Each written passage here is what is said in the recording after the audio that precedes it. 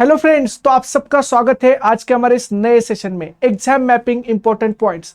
तो 2 मिनट में हम इंपॉर्टेंट कंसेप्ट पढ़ने वाले और आज का कंसेप्ट है important concept of ELISA, competitive ELISA. आज हम डिस्कस करेंगे। तो कॉम्पिटिटिव एलाइजा ये टेक्निक है जहां पे हम एंटीजन का कॉन्सेंट्रेशन चेक करते हैं। तो यहाँ पे it is use to determine small molecules of antigen concentration, जैसे T3, T4, progesterone. Small concentration of antigen हम सैंपल में से डिटेक्ट करेंगे। यहाँ पे एंटीबॉडी कोटेड माइक्रोवेल यूज की जाती है एंड यहाँ पे कंपटीशन होता है between serum antigen and labelled antigen. तो serum antigen and labelled antigen का कंपटीशन होता है और antibody antigen enzyme complex bound is inversely proportional और inversely related to concentration of antigen present in the sample. तो देखते हैं कॉम्पिटिटिव एलाइजा कैसे काम करते हैं। तो सबसे पहले हम क्या करते हैं, सपोज सैंपल ए लिया हमने जहां पे कोई एंटीजन नहीं था, इनमें कोई एंटीजन नहीं है और उसको एंटीबॉडी के साथ मिक्स किया जो नॉन कॉन्सेंट्रेशन एंटीबॉडी है और इस मिक्सचर को हमने एंटीजन कोटेड वेल में डाला। अब सैंपल में कोई एंटीजन नहीं था तो सारे एंटीबॉडी फ्री थे, खाली थे, तो सारे एंटीबॉडी कोटेड एंटीजन के साथ बाइंड हो गए।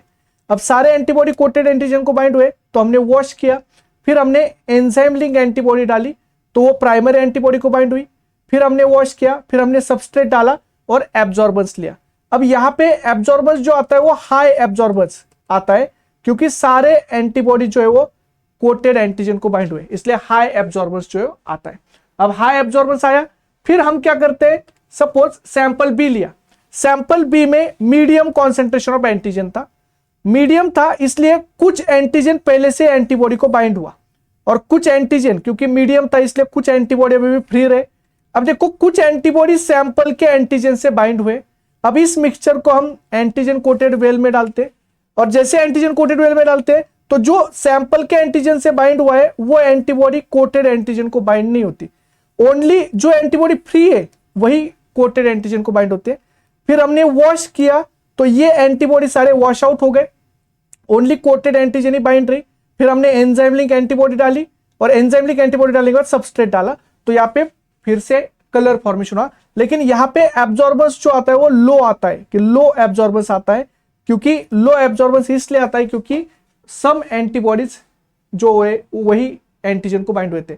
इसीलिए आप देखो जैसे जैसे सीरम में मतलब अननोन एंटीजन जैसे जैसे प्रेजेंट होता है वैसे वैसे लो एब्जॉर्बेंस आता है। तो जितना अननोन एंटीजन प्रेजेंट होगा उतना एब्जॉर्बेंस डिक्रीज होता चला जाएगा।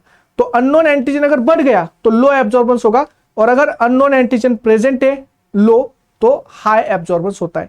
तो लो अननोन एंटीजन तो हाई एब्जॉर्बेंस आता है और हाई अननोन एंटीजन तो लो एब्जॉर्बेंस आता है। तो इससे हम कॉन्सेंट्रेशन को चेक कर सकते हैं। तो ऐसे ही कंसेप्ट आपको पढ़ने तो आप गेट 2026 के लिए टारगेट रिकॉर्डेड कोर्स को ज्वाइन कर सकते हैं। रिकॉर्डेड कोर्स 6857 रुपीज में IFS 65 प्रोमो कोड है, 12 मंथ वैलिडिटी है। एंड अगर आपको टेस्ट सीरीज ज्वाइन करनी है तो टेस्ट सीरीज भी आप ज्वाइन कर सकते हैं 3199 में। यहाँ पे IFS 30 प्रोमो कोड है, 12 मंथ वैलिडिटी है। तो जल्दी से जल्दी स्टार्ट कीजिए लर्निंग IFS के साथ। Thank you all, thank you.